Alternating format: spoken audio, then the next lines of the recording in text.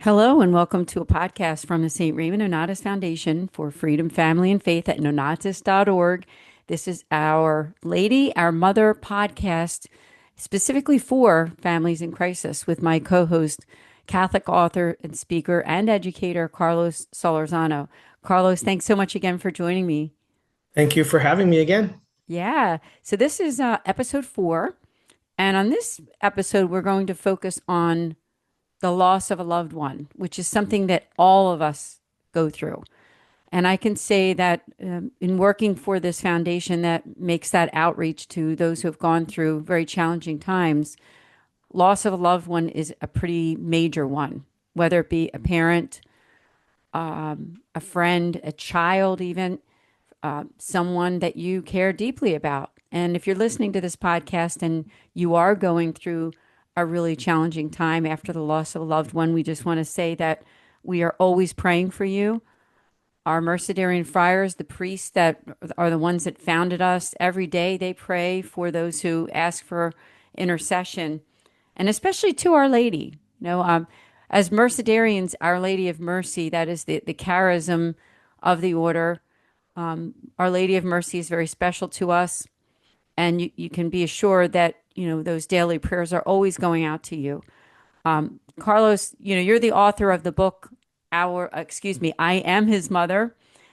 And I know that on some of the podcasts we talk a little bit about the book, but obviously you have a deep devotion to her. I didn't know if you wanted to share a little bit about your devotion and just a little bit about yourself. Just my upbringing, my cradle Catholic. My parents were very devout, Hispanic, so the Our Lady of Guadalupe is a huge part of our daily living. And of course, I'm surrounded by other people who have similar devotions. And um, it was one of those things where you really, I think, from a cultural point of view, you sort of can recognize the community that goes beyond the earthly world. I mean, my like for example, my mother's father, his mother had passed away when he was 8, and so he grew up pretty much without his mother, and he had a strong devotion to Our Lady Guadalupe because she was essentially his mother. She was the one who fit the maternal role in his life, and it was just seeing a lot of he had passed that on to my mother, and so I saw her devotion. And my mom was always really good about showing that notion of seeing Jesus through Mary. And, of course, one of the things that helps us in our lives, I think, when we struggle to get along with someone is when we see them through someone else's eyes. As a teacher, like I've had students, I mean, most of my students have just been amazing, but, there's been a few that have been challenging. And it's interesting how, um, you have a parent conference and you have a mom that's really sweet, and she's like, Mr. Solorzano, I'm so sorry. I know my son or daughter can be very difficult, and but please know they have a really good heart, and I think sometimes they just want to be known. I mean, whatever it is, but the mom's going to show you a different perspective of the child, and sure, it's a little biased, but you also have that reality that no one knows a person better than the person who carried and delivered them. So it's extremely important to see a person through their mother's eyes. Yes, absolutely. And also I want to thank you. You always give such great examples when Thank you. you're 30 years plus of teaching, and all these people that you've interacted with over the years makes a difference. And especially for those who are listening to this podcast, the wisdom that you instill to them and to me is so appreciated. Thank And you. oh, absolutely. And then the other thing is Our Lady of Guadalupe, which obviously is such a huge part of our faith. She is such a huge part of our faith. And it's funny you mentioned her because this very foundation, we have our yearly, we call it our celebration supper, which is our fundraising event that we have every year. And this year, we're having it on the Feast of Our Lady of Guadalupe. And that was Mm, a specific decision because we believe that she is such a beautiful intercessor for individuals and families who are going through traumatic times. And so I just thank you for that. And I just want to Sure. recommend to the audience, intercede to her. She's very, very powerful. And she's also the patroness of North America, not only of Hmm. America, United States, but also all of North America. So that's pretty big. Hmm. And, as I said, this topic is the loss of a loved one. And I thought what we could do, Carlos, is just share our stories. We have personal stories of Our Lady and of how she has helped to bless us, console us, and pray for our intercessions. And one of the loss of my own loved one came at a fairly young age. When I was 28, my maternal grandmother had passed away, and I was extremely close to my grandmother. And she was actually a convert too. She converted from being Methodist when she was in her 40s, but she had raised her kids to be Catholic. And my mother, who was in Catholic school at the time, said to her, "Mom, I want you to become Catholic." My teachers and my priests, they suggested you become Catholic, something like that. I might have Hmm. that story wrong, but something to the effect that, my mom came home from school and, talked to my grandmother about becoming Catholic. And she did. And one of the things which I was very blessed by after my grandmother had passed away, as I said, I was 28, and now I'm, in my early 60s. Um, there was a little Blessed Mother statue that I found in her apartment. Mm. And this very statue, I believe, and I could be wrong about this, but I'm pretty sure that it either belonged to my grandfather, who had died at a young age, or to her son, unfortunately, who had died at a very young age. And looking at it, it's an older little statue that it's one of those ones that like you put on the dashboard of the car. And I just knew when I found it in a drawer, I thought my grandmother didn't drive, believe it or not. She used to get around through other people. And so I knew that that Blessed Mother statue had been around for quite a while, because it was one that you use in the car. And so I knew that it was just a special family, you know, emblem, I guess you could say, that, the fact that I had this that had survived many, many, many years, at least 30 years, and maybe 40 years, and at the time. So it's a blessing, isn't it? When we Oh, discover yes. things that their faith to our people, those who have gone before us, whether it be a relative, a friend, whoever that is, and you Hmm. discover that they themselves were praying. And even if they weren't prayerful people, we can intercede to Our Lady for their souls, can't we, Carlos? Hmm. I didn't know if you wanted to Absolutely. speak about that because we can always have masses said. We can always intercede, say rosaries for those who are deceased, and just talk about your experiences. We'd love to hear. Sure. The rosary is my favorite prayer. I've talked to you about it before. It's like that. Um, it's just that communion with Mary and the saints. And I, oh, I just saw this wonderful video. I saved it. I'll have to send it to you, where someone talked about what every Hail Mary in the rosary does in heaven when you pray it. It was really good. But it's been something that I've used during my own grieving. It was interesting because as a kid, all four of my grandparents had moved to the United States, to California, because I'm originally from California. And ironically, they both sets of grandparents met and married in California and then had their families. So they didn't come to the United States together. And three of them passed away before I was 12.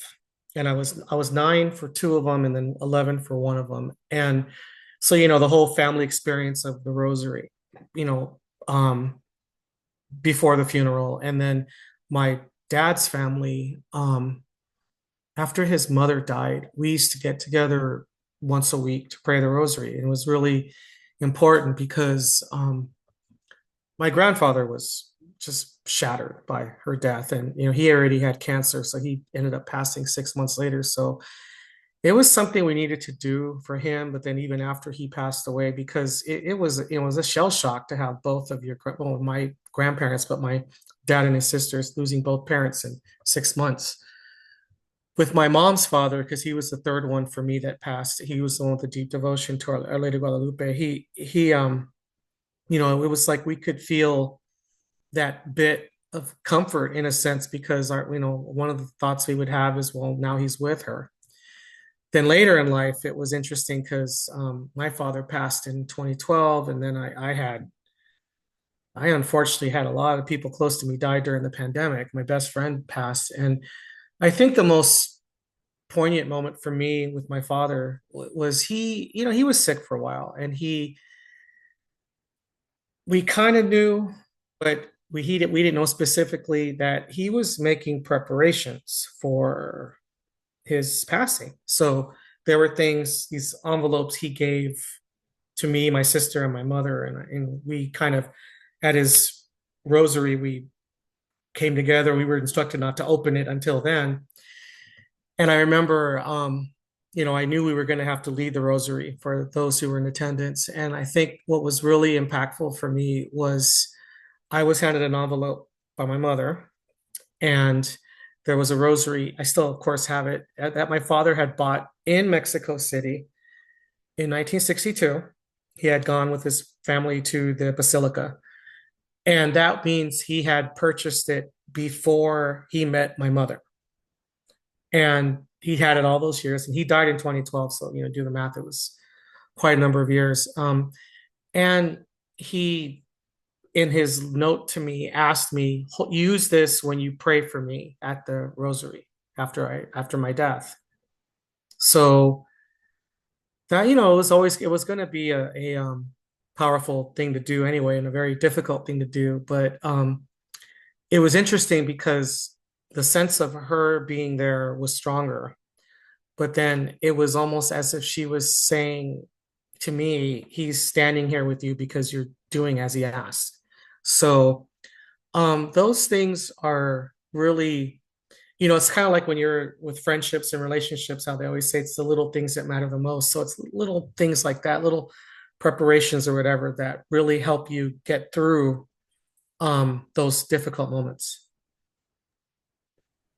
What great stories. And I think the most beautiful part of it all is look at the faith that you have and that you've passed on to your kids and that you celebrate every day. Your grandparents are smiling down, I'm sure, from Yeah, I heaven. hope so. Yeah, yeah. Definitely. I mean, we should never stop praying for our deceased loved ones, even if we are Never. pretty sure that they made it home to heaven. But I still think it's a good practice to have masses said and to pray. And what better way to pray than the rosary? And I think it's very important that we mention that. And I'm glad that you mentioned it because the rosary really is the greatest prayer to the Blessed Mother and for her intercession, I should say, better verbiage, right? Asking for her intercession because we're asking her to pray at the hour of our death. And think about that. That in that alone, this topic, topic of this podcast, the loss of a loved one. If you think about it, all the rosaries that you pray, just say you pray the rosary every day. How many times have you interceded to Our Lady already, asking her Mm-hmm. to intercede for yourself? But you can do that for other people that you know. Mm-hmm. And, what a blessing that is. And I think, Absolutely. yeah, yeah. And so for those of you who are listening and you're grieving, um, just remember one of the beautiful things about being Catholic is that we are part of that communion of saints. So we never really lose touch completely with those we love. We are still together, united through our faith and through the Eucharist too. And remember that the Blessed Mother has such a strong part of the Eucharist. I mean, we know that the Eucharist is the true body, blood, and soul and divinity of Jesus Christ. But think about Mary as the person that was closest to him throughout his life and even to this very day. So I don't know, Carlos, if you want to reflect on that because you've done a lot of writing with your book, I Am His Mother. And by the way, just to mention, which I have brought up before, but Carlos has a new addition to that book, which you can find on Amazon with a beautiful new cover. So please talk about whatever you want to share. when you were saying all that, I was just thinking about the language of how Mary's the Ark of the New Covenant. And sometimes what I do is, I think I mentioned this before, but I didn't get too specific. But um, I, in the morning, I'm up early, so if I do a morning rosary, I throw on YouTube and I'll throw on. So many churches have a stream of the tabernacle, and it's interesting because you're there, and some of them will have. There's one from Austria I liked a lot where it's just up there. The monstrance is up there, and it has a statue of Our Lady of Fatima next to the Eucharist, and it's just it's like there, and you just sort of feel like you feel her presence. And then there's other churches where it's just beautiful. The Eucharist is in some type of like statue of Mary, usually in her womb, and again as a reminder of her being the Ark of the New Covenant. But I would like to say this. I know this book and movie was a little controversial, and I guess there's been some issues with it. But I remember I never read the book or saw the movie Heaven is for Real. And I had a colleague who she has since passed away. She was a teacher I worked with, and she had a very interesting journey because I think she was baptized Catholic, and then she kind of became Protestant, and then she made her way back to the Catholic Church. And she said that because the little boy that supposedly had this experience was Protestant, and she said that she saw an interview with him where, again, take this, however, because I've heard that there's been some controversies about this, but where someone asks this boy, "Where is Mary when you see heaven?" And this, mind you, this is a boy raised in Protestantism, and he said, "Oh, she's standing next to Jesus. She's sitting next to Jesus." So it's like, anytime there's something that we hope for, we tend to sometimes speak to people closest to that person. And, it's interesting too, because a lot of times when we are a little scared of dad, and mom is the one that we sort of, Mom, can you talk to dad? Could you, because and sometimes even moms will intervene with between siblings who are arguing, like she moms are the ones that always tend to look out most for everybody, like wants to keep the peace, wants to um make everything run smoothly, makes everyone love each other, and so they have this way of doing these things that kind of smooth it out, and I think that that's one of those things where um these experiences, with Our Lady, it's sort of, even when we're grieving and we're just looking for answers, it's like, just be patient, and just soothes us, and then also just kind of helps us level out what's all this chaos that's going on in our lives at that point. Thank you so much for sharing. And I love especially what you said at the end about mom, right? And we all have our recollections of our own mothers and grandmothers, but Mary's a whole different level. Hmm. And also thank you for your reflection even on the movie. I mean, obviously, we as a foundation, we're not promoting anything. We know that, right? Sure. We're just Hmm. bringing up the fact that we can learn some things, I believe, sometimes from what's presented to us in the secular world. Not, we don't have to agree with everything, right? But we can learn Hmm. a thing or two from just what we see in the news and what we just experience in daily life. But I think it's sort of like that old adage that you say, you take what you need and you leave the rest, Oh yeah. right? Well, we're It's all that we're all type of thing. human, and we're all searching for fulfillment. And it was at Theology of the Body teaching that the echo of the beginning is in all of us. Like there's I remember seeing that movie End of Watch. It's this fairly intense cop movie, and it shows a lot of the intimacy between, say, two partners, because two police officers who work together, and they face danger, daily. They become very close. And it's interesting because one of them, he's considering marriage, and his partner's driving the car. He's already married, and he's questioning him, like, do you really understand what you're getting yourself into? And he starts giving him this whole diatribe of what marriage is. And I'm just like, man, that was one of the best homilies I ever heard on marriage. And it was in a action movie. So, that police officer character was still a person looking for truth. Yeah, that's right. And I agree with you. And I think when you on another note, when you listen to the Pope, now of course our Pope now is Pope Leo the 14th, and I have been listening to his reflections and listened a lot to Pope Francis, of course, and all his predecessors. But the one thing that you will hear when you listen to some of those homilies is that call to go out into the world and make a difference. And to make a difference, not just, we're making a difference for our own people within the church, but really the whole world, right? It's not our evangelization efforts and our efforts to be Christ to others is really for everybody, isn't it? I mean, so I think that's a wonderful calling that, like you said, we're human, we're part of the human family. Mm. And anything that we do, any prayers that we have, they make a difference for the whole world, not just for, people who are like us in a lot of ways, right? And so I Yeah, think that's something that we can learn from, isn't it? yeah, and it's interesting because one of my other things I do in life is I'm a musician. And in the Tucson area, I play a lot of country shows, which is fun. And it's really hilarious because you get to meet a lot of people, and people will ask sometimes, "Hey, is this what you do for a living? Like, are you just a musician?" I said, "No, no, no. I have a day job, et cetera, et cetera." And then they'll ask you like, "Well, what do you do?" I'm a teacher. And then they'll automatically assume because I'm a drummer, they'll assume I'm a music teacher or PE teacher for some reason. I'm like, no, I don't teach music. I don't teach PE. And they look at me and they go, what do you teach? And I go, I'm actually a theology teacher at a Catholic high school. And you'll see this.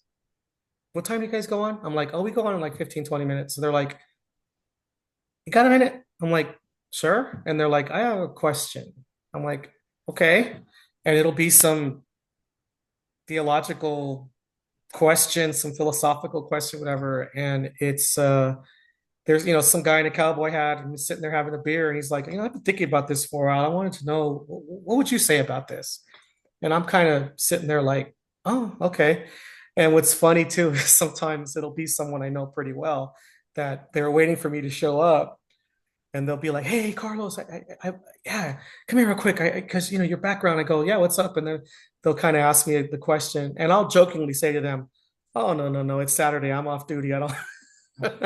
And then we'll just have a good laugh about it to sort of loosen up the mood. But then, I mean, I'm sitting, and it's not that it's a bad place. I mean, yeah, people come and have a few drinks, and a lot of people there to just want to dance. But I mean, you'll be at a just some place where people get together and it'll come up. I mean, I remember being a kid one time. I'll never forget this. I was in the fifth grade and we were in the playground and I was going to public school and I came from a very diverse city and for some reason me and say four of my friends we didn't go play with kickball or whatever it was. We sat at this bench near the fence and we spent the entire lunch talking about God.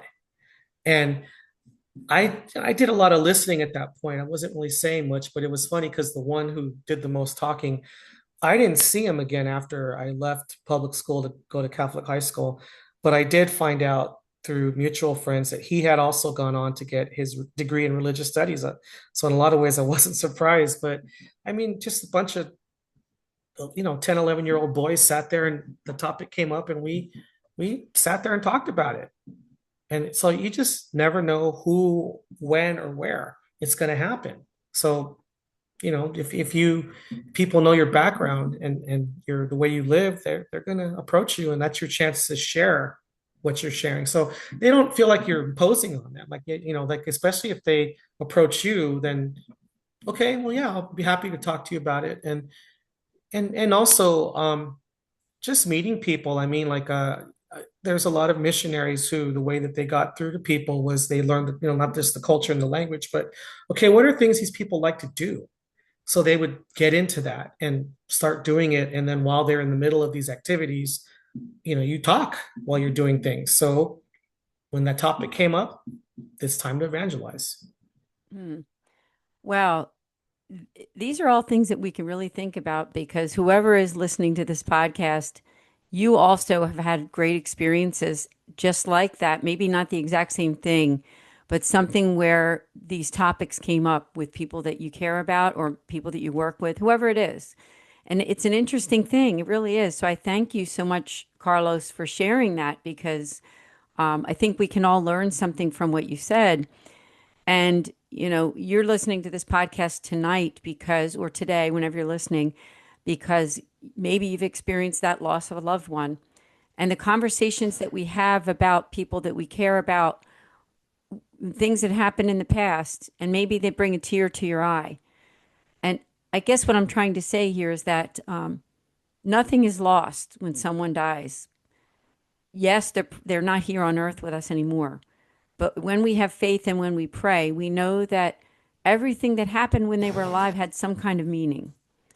And I just want to also extend to you who are listening that you can reach out to us if you're feeling kind of down or depressed or you need to talk to someone. We have that free service where you can speak to a priest. Just go to our website at nonnatus.org and go to the priestly consultation drop down and make your free appointment. We also have confidential prayer requests. If maybe you don't need to speak to somebody, but you want to leave a prayer request, we are here for you. And I just had to make sure to mention that. Carlos, this has been just a great opportunity for us to talk about this particular topic.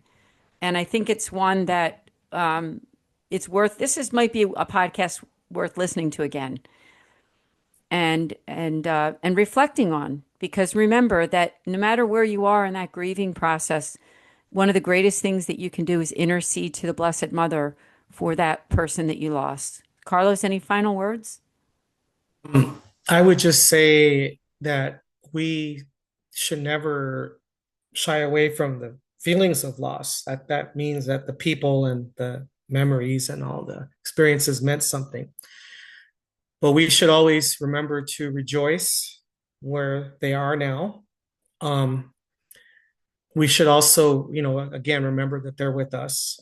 And, it's something in human history that it seems like many cultures celebrated until in the last couple of centuries and quote unquote, some of the quote unquote sophisticated thinking in the West. And just that we have to understand that there comes a point when it's our turn to pick up the mantle and be the patriarch or matriarch. But, within that, these people that we lose are still there with us because of all that they taught us and that they loved us. And all these people that care about us, they want us to live. I mean, like, for example, what I would say is when my best friend passed away, it was, oh man, it was crazy for me because he was on a ventilator and his niece called me to say, we're letting him go. Do you want to call in and say goodbye? And wow. So I did. So I know he was unconscious, but I could hear the breathing machine. And it was interesting because I asked her when one of the doctors say he'll probably pass. She said, "Oh, it'll probably be tomorrow." And it was kind of bizarre because I had a gig that evening and I was actually about to go home and get my stuff and head to the venue. And she then contacted me. Oh goodness, it was like half hour after I talked to her, he passed away. And I could feel him pushing me, go to your show, go do your job, go do your thing. And even when I arrived and the people in the group I was working with, they knew what was going on. And they're asking me, they go, can you play? I said, yeah, absolutely. I need to be here. And like the entire time I could feel him, you know, they want us to live. They want us to go on with our lives, to love and to learn and to seek our goals and to share with others. And it's that thing that we're all connected to each other. So, and one day we're going to be in that position too, where we're going to have to say goodbye to people, and we're going to tell them the same thing. Live your life, follow your dreams, love each other. And we're just part of that. That timeline of humanity. As difficult as the journey can be, when you look back on certain things, and there's so many times we say we wouldn't change anything as far as how the journey was. And there's certainly people that you lose along the way, but then there's still reasons to stay on the path. So we have to remember to keep living our lives. That's so beautiful. Thank you so much for sharing. This was a great podcast. And remember that we will have another podcast the first Tuesday of every month at 8 p.m. Eastern Time. We are on the Philly Nonnatus YouTube channel. Please do subscribe. We would appreciate that. We also are on an audio podcast on SoundCloud, so you can also like and subscribe there if you would. And we're on Facebook on the St. Raymond Nonnatus Foundation Facebook page. So like us there too. Thank you. Carlos, thank you so much again for joining us. Thank you for having me again. It's always a pleasure. Always a pleasure as well. So we will see all of you next time here with the St. Raymond Nonnatus Foundation for freedom, family, and faith. God bless you.